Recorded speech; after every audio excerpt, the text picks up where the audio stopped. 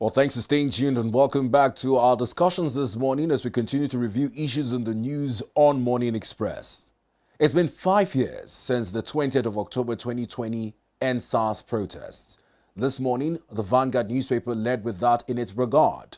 While some lawyers believe that justice has been elusive for some victims, compensations, findings of the panels to probe developments into the incidents continue to spark mixed reactions from Nigerians who have different narratives to tell about the need to end police brutality. Well, some of the takeaways was that the unit of the police force known as SARS was disbanded. But do we have those lingering issues of police brutality still in our society? Big questions to be answered this morning. Well, joining us on the program is a geospatial analyst, Mr. Yusuf Muyideen, who is live in our studios. Mr. Yusuf, good morning and welcome to the program. Good morning. It's nice being here. It's a bit of Pleasure to have you. You're Now, welcome. looking back, Yeah. narratives have been told from different perspectives over the years. 5 years later, it's come to a consensus that they were indeed victims of the hashtag NSAS protest. People talk about it as a turning point in the agitation of Nigerians demanding their rights to express grievances as enshrined in the Constitution. But looking back at the October 2020 hashtag protest, how would you capture the narrative in your perspective? You know, all over the years, and as Nigerians, we have had it a fair share of our of some misfortune or the ill treatment by the police, and you can hardly see a Nigeria that does not have such a treatment one way or the other. But sometimes, if you want to address an issue, and you use violence for violence, sometimes the aftermath is everybody that would pay for it. Like the NSAS protest, when it started, it was applauded because the brutality of the police that need to be checkmate. And a lot of youth went to town and protested that there's need for reform in the way the operation of police being carried out. And this was the theme or the agenda when the NSAS began. But if you look at that NSAS protest, it turned out to be hijacked by some forces, criminal element, and a lot of gains that has been recorded in Lagos State was reversed. That is the BRT, one of the landmark achievement of Nigerian state in terms of transportation in Lagos, whereby you have a bus that go on a lane, like you have in metropolitan London, or you have in Germany or Saudi Arabia. What you have in developed world, whereby when you are moving on a particular lane, you don't stop until you get to your destination or an appropriate bus stop, and no any other vehicle will come in between your lane. Hundreds of those buses were born in the process of NSAS. There is a particular center that was created by Lagos State for DNA test. It was burned down. A media house was attacked. A sister media house like yours was attacked simultaneously, which we were on a live program. How will it be that we are on a live program and there's an attack in this studio now? How are we going to see it from the receiving end? So when you just oppose these two phenomena together, some people was at the receiving end. It was brutal to some people, while some people are trying to achieve their aim. So that's why a common says that goes is that where your fundamental human right ends is where another person's begin. So But in your narrative so far, you've left out the ordeals of those at the Lekki toll gate. you see, as much as you have the right to protest, the security agents also have the right to do their duty, because your rights cannot infringe on other people's rights. So if you want to protest, you want to go to town and address a particular issue, we must do a balancing in check. So now, the Lekki toll gate. The Lekki toll gate incident has a flip-flop. You know, there's a lot of social media inducement as to the story of the victim.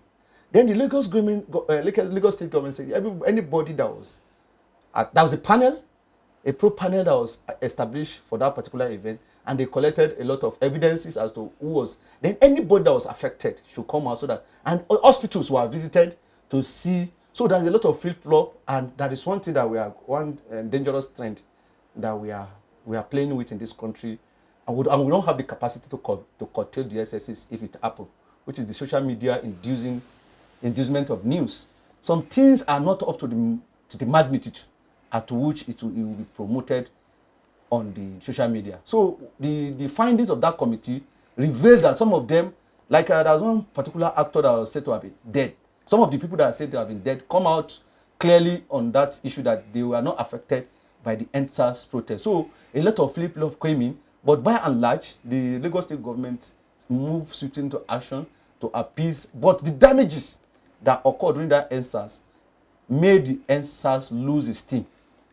Because when you go lawless in the process of protesting, whatever you want to justify will be eroded by that lawlessness. And that's why the EndSARS debacle, the government has not come to terms with the destruction of life and property to even attend to those people who are claiming to might have been affected by the protest. So there is no, it's still a process that is ongoing, and at the appropriate time, I know justice will serve to those people that are affected. But those people whose property are destroyed in the process of the protest, how do we Destroyed by whom, if I may ask? Yeah, you see, that's why when you are going out to protest, where it starts, it may not end there.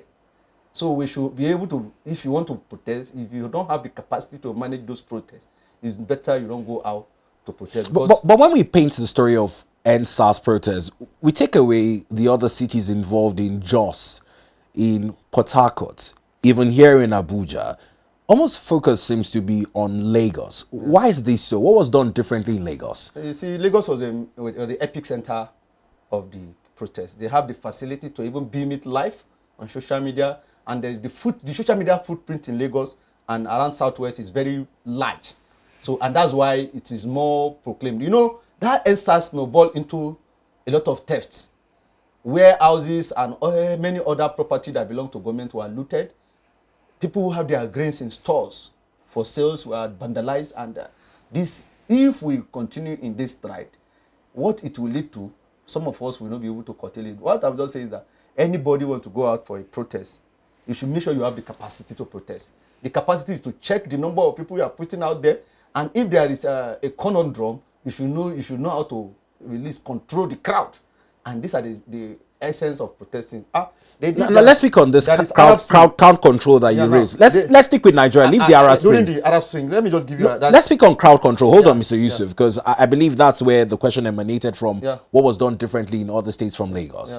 Looking back at 2020, it was a tipping point from what happened even in Delta State, not in Lagos, when a member of the SARS unit killed a young man in Delta. That was what snowballed into the EndSARS protest. Now, talking about crowd control in handling protests, it's also come to notice recently that the challenge with security forces, particularly in that case, soldiers who were invited to quell the crowd, that was always done differently in Lagos. But when it comes to this crowd control, without reference to the Arab Spring, how can the Nigerian security forces, particularly this time the police are not even soldiers, handle the situation better? You see, at a certain time in the course of our growth in life, we have been in unionism, and we have staged some protests to make sure that some things are done rightly, maybe in the university or in our communities.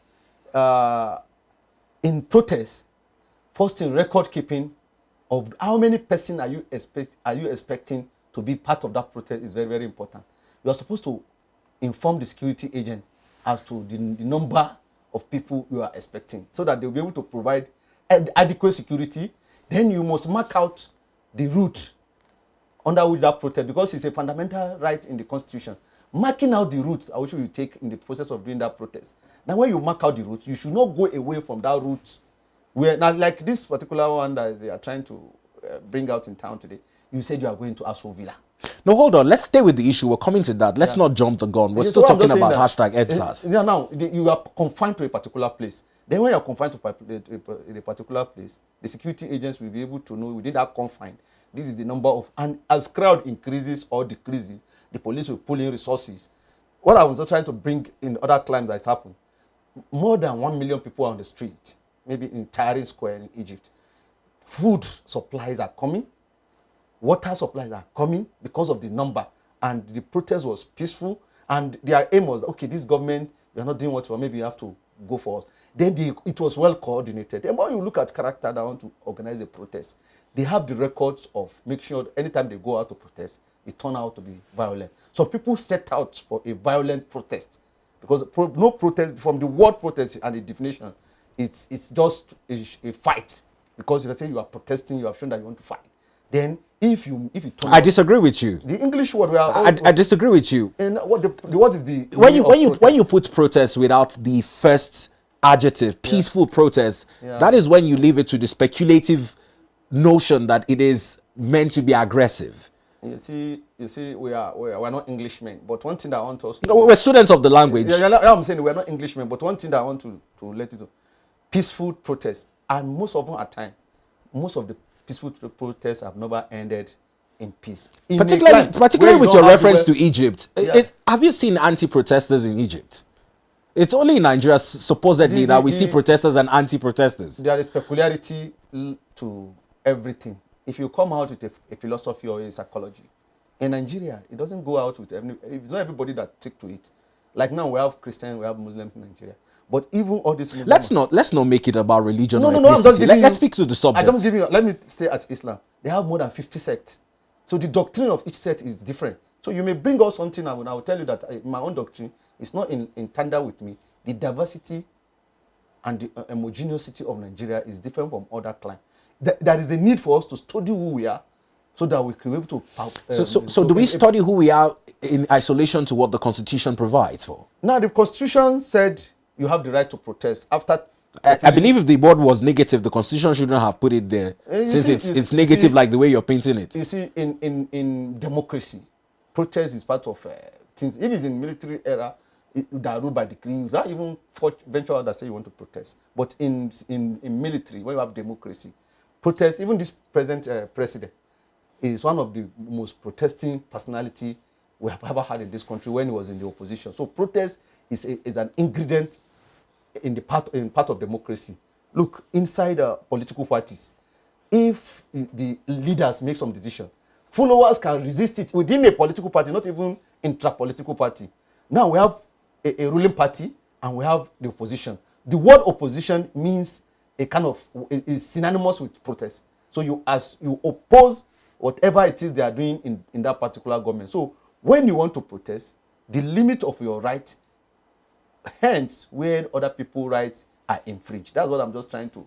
So you should, whatever you want to go out for protest, we should be able to coordinate ourselves within the confines of that particular protest. If it's not a violent protest, and protest should have a timeline at which it will last. Then if it's perpetually infringing on other people's rights, the state and its apparatus must be forced to act and to curtail such a protest. That's where now let's still stay with reference to the NSAS protest. One of the things about that was that it was a leaderless protest. Talking about the things the protest got right and did not get right. By having a leaderless protest, do you think it was one of the fail points of that? It's just some people want to hide behind the scene. That's why it even led to the violence. The moment you remove the head, there's no head, there's nobody that is coordinating that particular protest, they make the protest a lifeless protest. So what I'm just trying to say, a leaderless protest there's nothing like a leaderless protest, because there will be some people that, like in your breeder, you said somebody was killed in Delta State, and people now hashtag. The person that originated it and start hashtagging it on the social media, on X handle, Facebook and the likes. Then there are a lot of WhatsApp groups that were established across the length and breadth of this country to make sure that people are turn out in particular spots which are associated to protest in all the states in Nigeria. These are the leaders. So if people turn out, there must be somebody that coordinates it. So along the line, the moment and the one thing that what crippled that protest is that the team of the protest was supposed to be to address the standard of the Nigerian police, their operation procedure to meet it. It's a very good concept for that. But they deviated and made it a personal. There are other voices from background that are coordinating other interests. So I don't want to go to nitty-gritty, but the SSS and the DSS bring other evidence, and there are some people calling on some people that even lead to what they will call ethnic cleansing from the backgrounds, which was not supposed to be.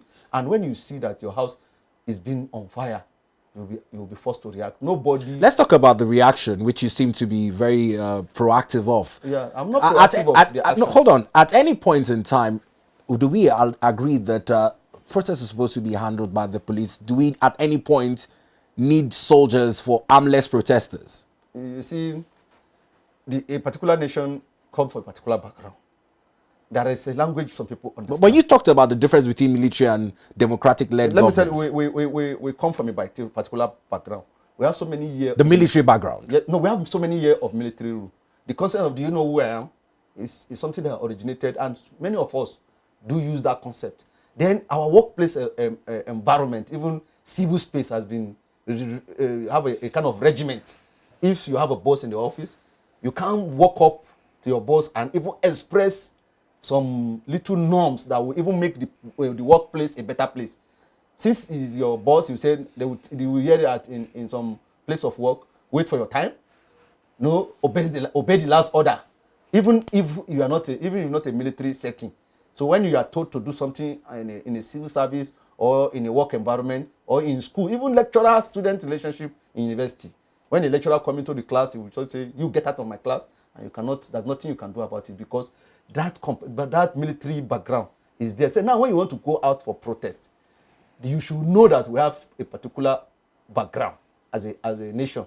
Then the best universal practice is that you are coordinating a protest must have prepared for all parameters so that if there is any... Now, we've talked about that point. We're talking about how the agencies of government respond to protests. If a protest will lead to chaos, killings, and maiming of people... But we had established that these protesters were harmless. Do you know they withdraw police in Lagos during the NSAS? So the police should not intervene. The carnage and the level of stealing that took place within those parties. At the Lekki toll gates, stealing and carnage? No, the Lekki toll gates snowballed into other parts. So no, but then again, we're talking about the incidents of the action, which you're saying carnage and killing. I don't think that best describes what happened at the Lekki toll gates. See, as a living thing, we are made up of atom. It's behaving on you because we're informing mass information so that we do not misinform people. We're not misinforming people. You see that it's a nucleus. Like if you have little knowledge of chemistry, there's a nucleus of the atom. The atom have a nucleus. The atom is the binding unit of every living being. But that nucleus is what gives everything characteristic. The Lekki toge is the nucleus of all other things that snowball, even to the entire Nigerian space, because they are borrowing a leaf as like a coordinating center. And one thing about Lagos is that you're circumventing my question. My question was direct. My question was, at any point do we need soldiers to quell a protest in Nigeria? That was the question. You see, when insecurity besieges, so the military... You're still not answering the question. If I want to answer a question that you already know, we knows the way this country are placed. Let me give you an instance with the insecurity in Niger Delta, in all the insecurity... Protest and insecurity are two different things. Let me give you the police is supposed to be in charge of internal security of Nigeria. That's what the law says.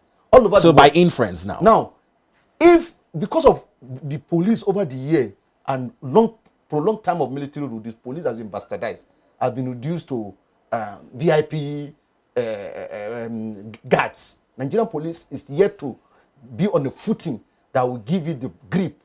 And the military incursion to us. So you're saying all their trainings, because they go through trainings on how to deal with such situations. Let me their trainings are superseding their VIP escort status. Is that what you're saying? Let me tell you one thing. Even the number and the police unit placement in Nigeria is a known fact that Nigeria is under police. So the military has taken over the security place of Nigeria. By those times they are in power. And even when we carry Muhammadu Buhari of blessed memory, make a frantic effort to recruit more police. He promulgate a regime whereby every year 10,000 to 20,000 police will be recruited so that Nigeria can meet up with the number. So Nigerian police is still grappling with the prolonged year of military rule to be at par with what is prevalent in Nigeria, so that the military can hands off the security, internal security, and will be faced with external security. If not, there is no need for military to be called on to fight banditry, to fight Boko Haram, to fight kidnapping, all other phenomena that incursion. Military in their in the constitutional role is to do the external defense. If there's external aggression against Nigeria, that's when the military should raise to power. Finally, you've answered the question. So let's conclude on this. The police are handicapped presently to be able to face the enormous problem we are having. The military has to at a particular time come in between so that that would be my last question on this, on the 5th year of the NSAS anniversary, taking to the fact that SARS in itself was disbanded, would you consider that some of the gains of the protest, or was it largely marred by a part of the carnage and the way you described it in your earlier statement? If you're trying to go to town to achieve an aim, and in the course of achieving that aim, it affects me, whatever it is that you are trying to achieve, it will be a nullity. And that's what happened with NSAS. It affects some people negatively. They did not take whatever it is that they are trying to achieve was wasted, because, and they say it's faceless. So you cannot associate it with anybody. So that's and a faceless and nobody's business. Everybody's business is a nobody business, and that's why the NSAS issue was killed.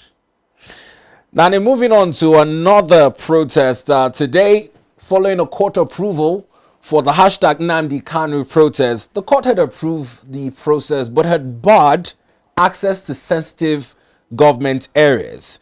Now, in delivering the ruling on Friday, the judge, M.G. Umar, according to the certified true copies, which I'm looking at right now, as obtained by the Federal High Court in Abuja, approved the planned protest but barred demonstrators from marching to or assembling near sensitive government sites, including Aso Rock, the National Assembly, Force Headquarters, Court of Appeal, Eagle Square, and the Shehu Shagari Way.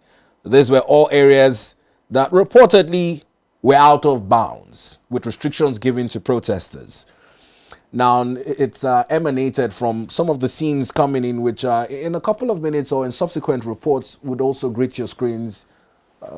Like you talked about, the NSAS impeding freedom of movement. This protest too has in some ways also led to some traffic congestions across the city of Abuja. And let's get your view on this as well. Yeah, the major thing is that, when you have an issue, there are so many ways you can address that issue. And like I've said when we are discussing ASU issue on this podium, I made it clear that there are some procedure that, because of the jet age that we are in, they are no longer at par with how you can get problem resolved. Nelson Mandela, the greatest freedom fighter, one of the greatest freedom fighter the world has ever seen, said there is a way you can achieve your aim without going through physical confrontation. This particular protest, stemming from a particular sensitive issue, a sensitive issue in the sense that we have someone in the person of Showore leading a pack for this protest, which he said that he is trying to make sure that a particular person of interest should be released. That if not released, they will continue to protest. As it is today, the case of this particular individual that he's talking about is still in court, and you can't preempt the decision of the court.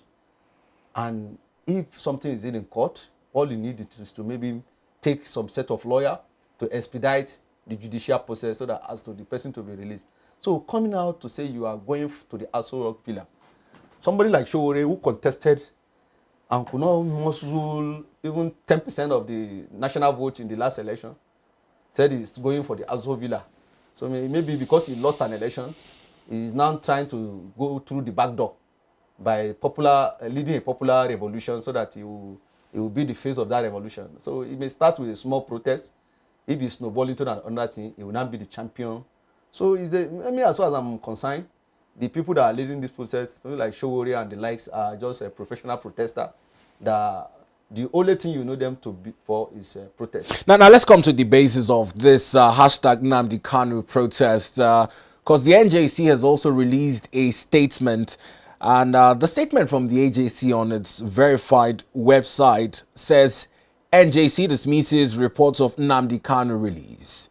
The attention of the National Judicial Council has been drawn to media reports that Honorable Chief Justice of Nigeria and Chairman of the Council, Honorable Justice Kudirat Olatukombu Kekereekun GCON, has ordered the release of detained Nnamdi Kanu and repatriated him to Kenya.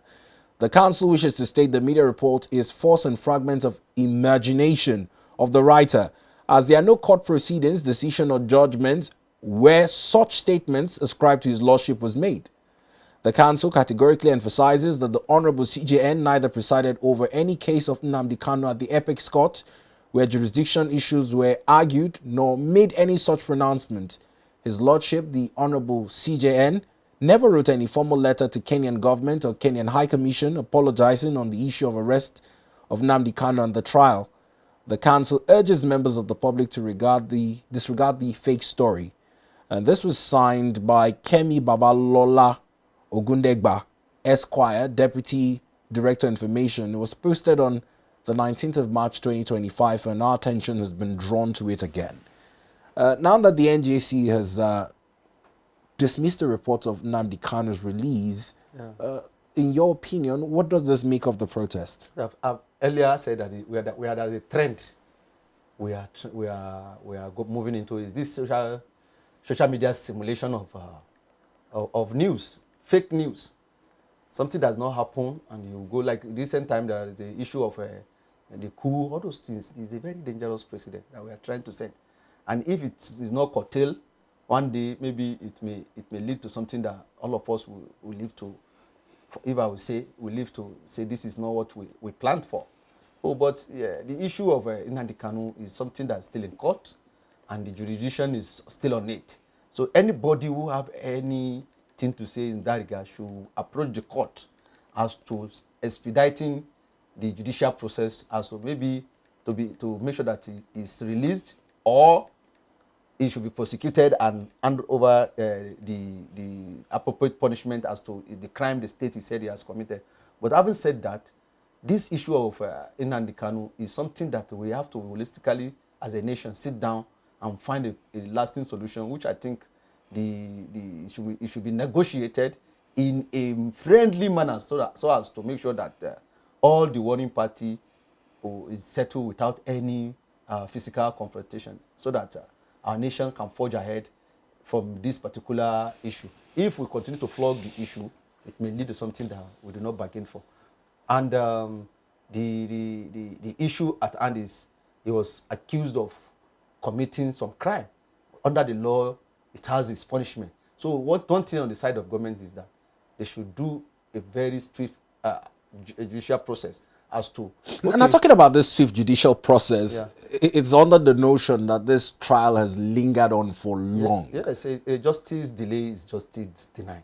If he has offended the state in any way, our judicial process has been very slow in the process of to bringing him to book. His co-traveler Samuel Ekpa is already in jail in Finland.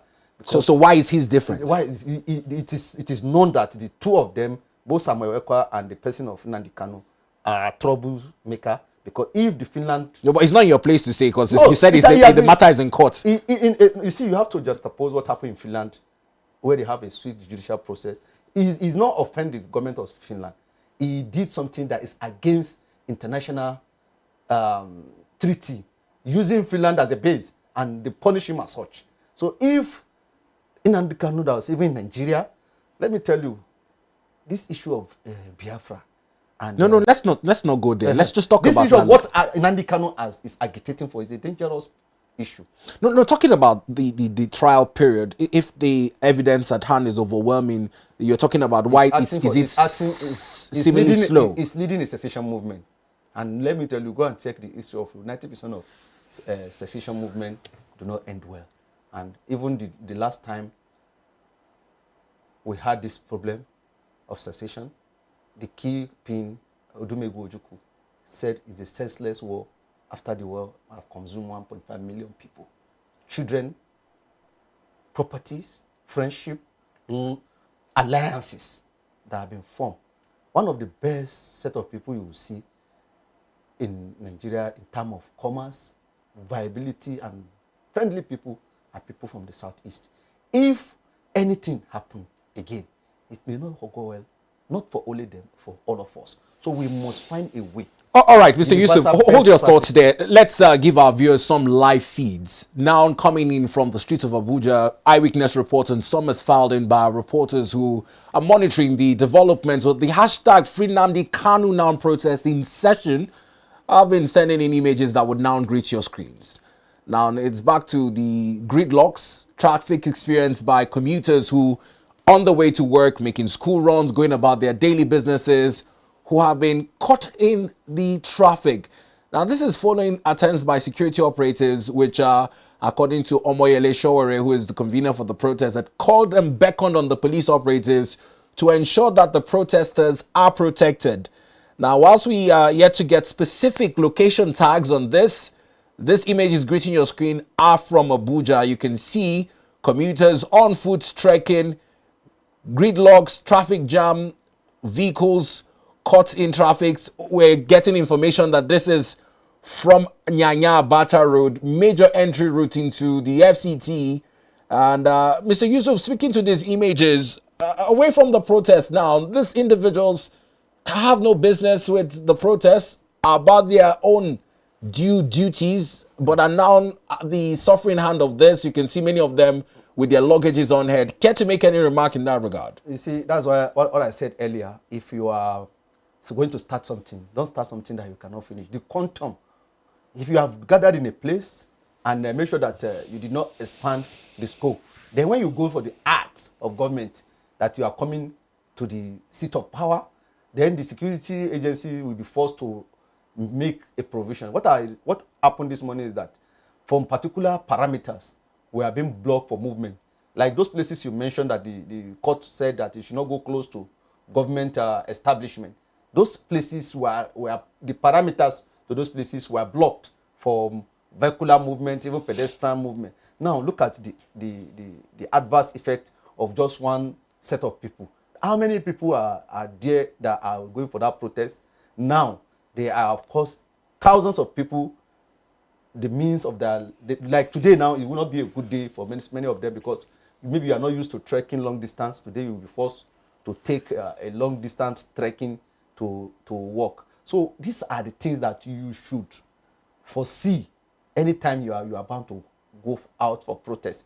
The capacity, the ability to make sure that you can curtail the excesses that will emanate from such a protest. So you can see some people are even pushing their vehicle across the road. So these are the things that whenever we want to go for a protest, we should checkmate the essence of the same people that you are saying you are protesting. Even when you are protesting on behalf of the people, you cannot make sure that they go through this suffering in the course of the protest you say you are going about. And the issue is something that can be resolved amicably through the judicial process, if not judicial process, through negotiation. And as I've said earlier, we must watch it, because the last time we had this particular experience as to what Mazi Nnamdi Kanu is fighting for, we should watch it critically, because what normally come out of this type of thing is not gonna, it may not augur for. Now more pressing is a time in our nation where there are big debates on the need for constitution review. Yeah. Back to my earlier debate with you on the word protest and your notion of it, and I said it's important to factor in whatever adjective defines the word protest, because protest in itself is a statement or action that shows objection or disapproval of something. That action in itself is neutral till it's either peaceful or disruptive. Or violent. Yeah. Beautiful. Now, section 40, 42 thereabouts talks about freedom to assemblage and blah, blah, blah, blah. Now that the governments of the day, successive governments, before even the Bola Ahmed Tinubu government, had shown a disposition towards their notion towards protest, do you think that defining protest and anti-protest in Nigeria in our constitution to come that should be amended is crucial? You see, as I said, you have a belief, I have a belief. If it will conflict each other, that would snowball into protest. And I don't believe in the way you are doing. Like, Showore is not an authority above all of us. I can wake up tomorrow and say I want to protest against particular SZ. If all of us go in its own stride, we'll have a lawless society. But then again, we've also seen people one-man protest. People have gone on one-man protest in Nigeria. You see, there are people that say are professional, even in his business, in his line of business, in his style of business. The Sahara Reporter, in the type of reports that he bring out, has shown the type of thinking that he has as a person, because he's always having this particular notion of. But he doesn't write all those reports. You know, he has people working for him, right? You see, he will pay the Viper dictate the tunes. So he's the soul. Or he started it. There was some interview where he said this is how he started the newspaper in a room, and before you know, he gathered some people. So he has his line of thought and his style of journalism. So what I'm just trying to say is that as a person, he's a born protester. So, and he keep on recruiting people into the cycle all over the year. So there are people who want to get to power by popular uprising. So maybe his own style, like Gandhi was a protester, Nelson Mandela was a protester, but the way they go about it is without physical confrontation. I like your earlier reference to President Bola Ahmed Tinubu as well. Yes, he was a protester. But let's juxtapose it in terms of response. Yeah. You talked about the Occupy Nigeria movement in 2015. Yeah. A lot of people were very critical of the then President Goodluck Jonathan. People called him unprintable names, but overarchingly, one word I think I can use that is airworthy is people called him a weak president, and he should have been more forceful with his response to such issues. Do you think that whoever is at the helm of the country, regardless of the current president, and that's why I asked the question about the constitution, do you think that Nigeria needs a new position on protesting itself? You still haven't answered that. You see, why you are looking at this, I have not answered is that we must know what we are doing. Even as I'm talking on a national TV, I should not ill-inform people or over press the issue. Protest is part of democracy. It has answered that particular question. One of the stew with the yam of democracy is eating. Protest is part of it, because if I go to the National Assembly, they want to pass a particular law, and I think the laws does not go well with me, I can go there and say this particular law you are about to pass is not. So this everyday protests take place.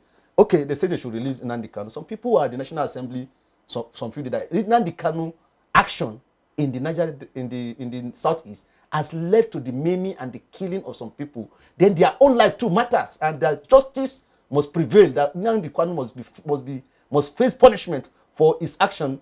ECN, Eastern Security Network people that lead to the death of so many. Sit at home on Monday cost Southeast billions of naira on Mondays.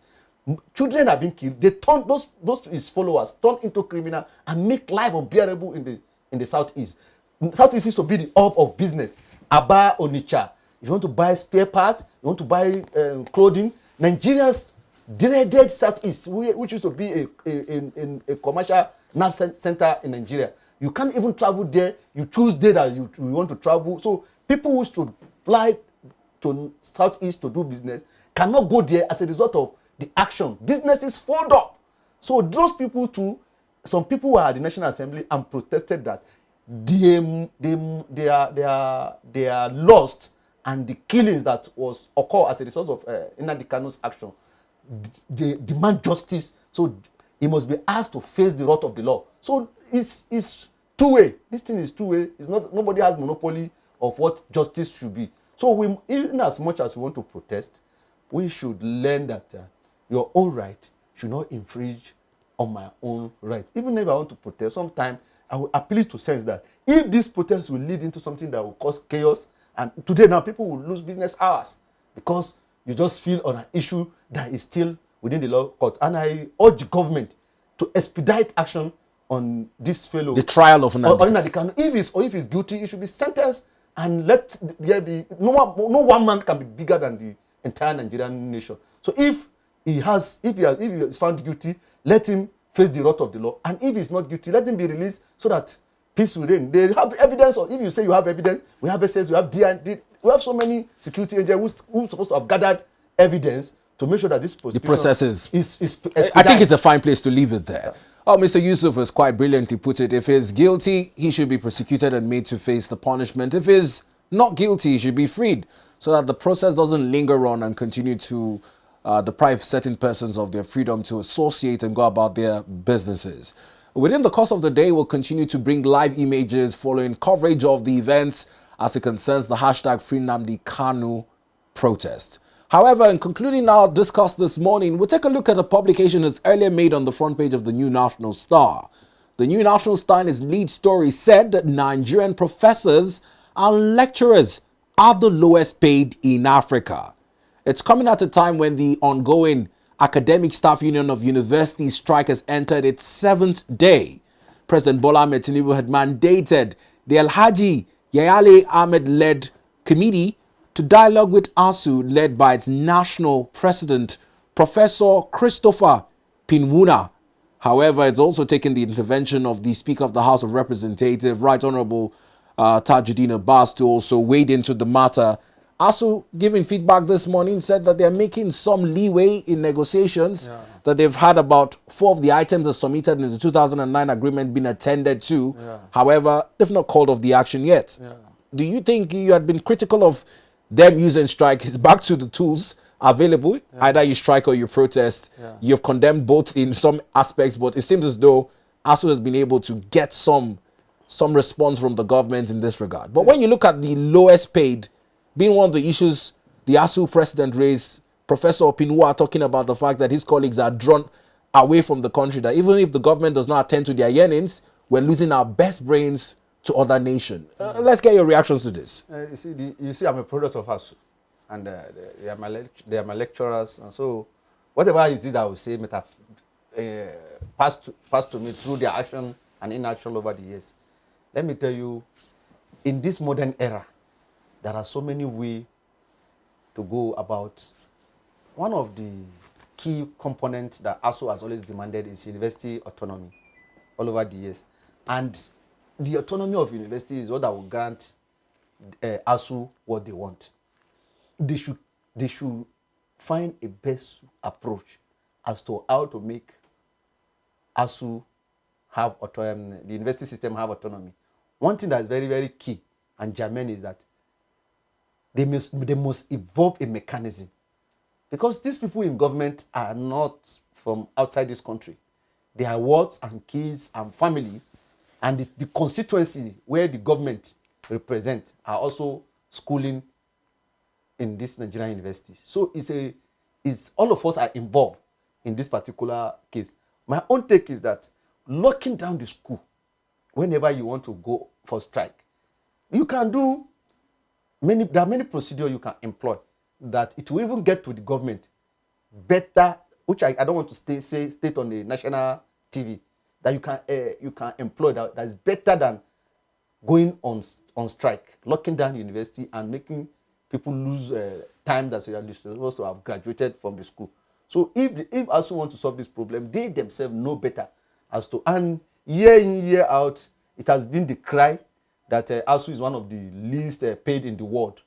And Nigerian university lecturer are the least paid in the world, but there's so much to it as to what is really the problem of the university system in Nigeria. The government has established so many intervention agencies in the education sector, which has led to the expansion of facility and so many other stuff in the Nigerian university system. If you have the TET fund, it's as a result of ASU struggle. If you say the government has not been listening to you, the TET fund is there today. So formerly ETF, they are doing human job in the university, building lecture theater, creating facility, building hostels. Billions of naira are coming out from the government. I'm not on the side of government. I'm not taking side with government. But one thing that the ASU must do, that mechanism that baited body like TET fund must still be employed to make sure that all other problems, the dot lines that they need to, or the gray area they need to sort out, they should sort it in that same manner, so that at least this debacle will be a thing of the past, and that will be smooth Mr. Yusuf, calendar in our university. Let's come to this issue of remuneration and welfare. I don't know if you recall some time back when the RMAFC was talking about improving the salaries of a certain class. I don't want to name them. Let's not name them. RAMFAC, the Revenue Allocation and Fiscal Mobilization Commission. Yes, and then the reactions from Nigerians saying that it's not as though that their salaries are so poor. When you have issues like doctors on strike, ASU on strike, Can't they look into these issues and ensure that the salaries are somewhat on par? I know ASU is talking about separate salaries for professors, separate from lecturers, to inspire persons to rise to such ranks. But can't they look at it, in your opinion? You know, I earlier said that life itself is continual. If they give ASU, let's say, the same salary as to what they are giving a senator, for instance, the other opportunity prevalent in the senatorial environment will still be more lucrative to the lecturer, as into maybe the allowances, wardrobe allowances, and many other things. A particular senator may be taking off home 30 million, but based on the enormous responsibility attached to that lecturer and that senator, that 30 million may be a peanut. For instance, a senator have more than 52 wards to cater for. In that ward, you may have SA that maybe report to him or help him get some information or get something. And that inside that 32 million is supposed to bring and make sure that problem is solved. So if you are looking at what other people are earning, but you are not in their shoe. So in space of what is a confine of the Nigerian university, the government and the ASU should come to a point. Me, my own analytical point of view is that the time normally being wasted is what the government and ASU should find a way to reach a point so that our academic calendar. One of the reasons that during the Ukraine-Russian debacle, 20,000 Nigerian students will have to be evacuated back to Nigeria. No, I can beat my chest. If we have proceeded without all this ASU strike, no Ukrainian university can stand at par with University of Ibadan. No Ukrainian university that will make Nigeria live in Nigerian shore, because in the quest for somebody will go to Benin Republic, Nigeria going to Sudan.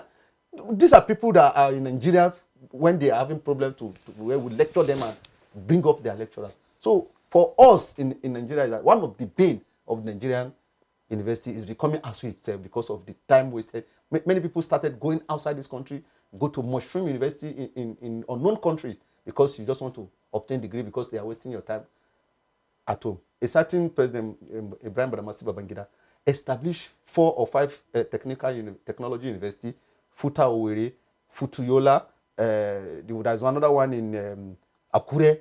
Those are technology universities today in the world. Their graduates are well sought after all over the world because of the quality of technology advancement and the baseline foundation were laid for those universities. So we must not look at somebody like IBB that we will normally call him a dictator. He's one that foresee such a particular phenomenon.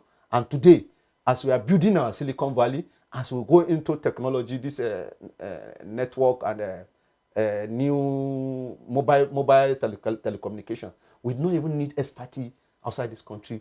The manpower was sourced from those universities. So we have evolved. ASU has been doing a yeoman's job, but this particular strike is giving it, the members of ASU who are lecturing, they are doing a good job. But this strike is making them look like the demon of the system. Language, please. Language, please. Okay, I'm sorry. Well, Mr. Yusuf, in closing, yeah, when you look at the responsibilities of these lecturers in terms of the quality of graduates they churn out, yeah, how best is it to ensure that they are well motivated and incentivized to give their best to the job? Certain university, Afe Babalola University, I think it's a private university, came from behind and take over the entire university space. Beat Ahmadu Bello University, beat the UI, beat the University of Lagos in terms of the quality of graduate, in terms of learning environment. How many years does it take them to do that?